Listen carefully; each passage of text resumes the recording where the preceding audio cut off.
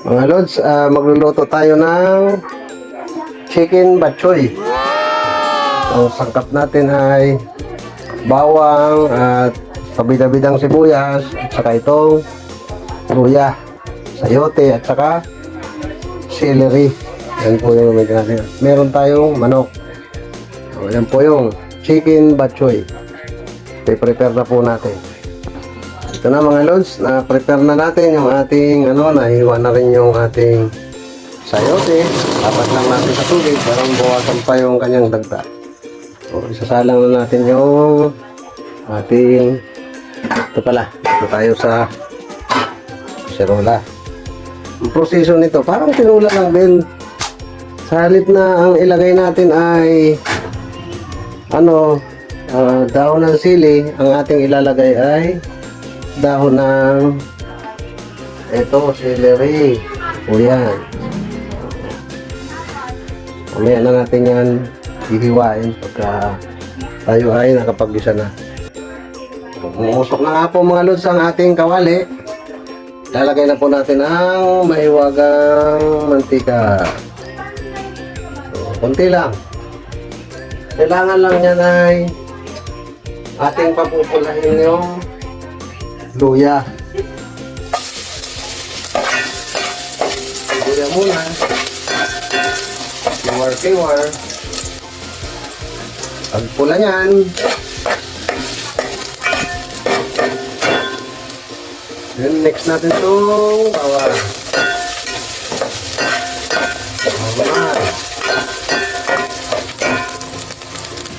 Sabay na rin natin yung pabida-bidang sibuyas. Kunting kiwar. Po natin ang ating, ilalagay na po natin itong ating iniwang chicken. Kunti lang po yan kasi bibigit po tayo para lang ito sa hapunan. Kasi sardinas yung ulam natin kanina. So yan. Ito na yan na po ay ating tatakpan. Ito na po ay ating lalagyan mga lods ng sabaw para naman ay makahigop tayo ng sabaw ng ating reseping chicken bok choy. Tamang sabaw lang. Ito na ba natin? Isang galon na para ng bukas na hapon. Haluin. Makita natin kung then atin na tatakpan yan. Hintayin lang mo natin ilang minuto na kumulo. Ito na nga mga lods, nailagay ko na rin yung ating sayote. Mukhang malambot na pati sayote. Siyempre, ilalagay na natin ang ating iswa. Kasi isang sangkap talaga yan ng bok choy.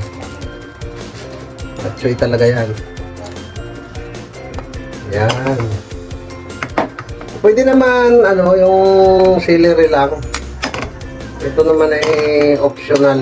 Kumbaga para nga siyang yan, ilalagay na rin natin tong ating celery.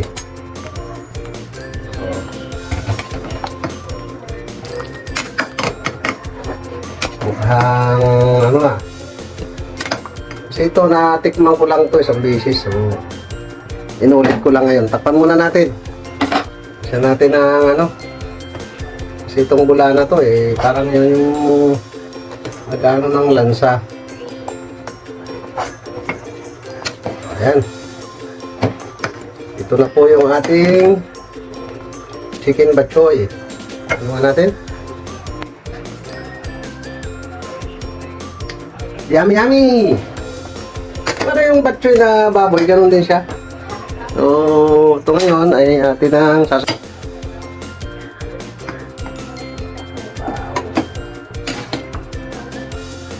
ibulso kasi yung ito na po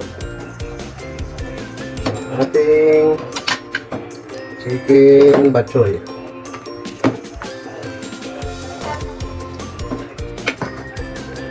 Yummy.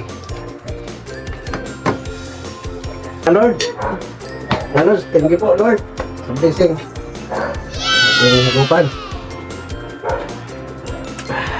Ito yan Yan, may kunting kuhan. Unahin natin itong favorite nating puwet. Sarap talaga ang sabaw. Try nyo to mga lord. Sana may natutunan kayo. Thank you for watching.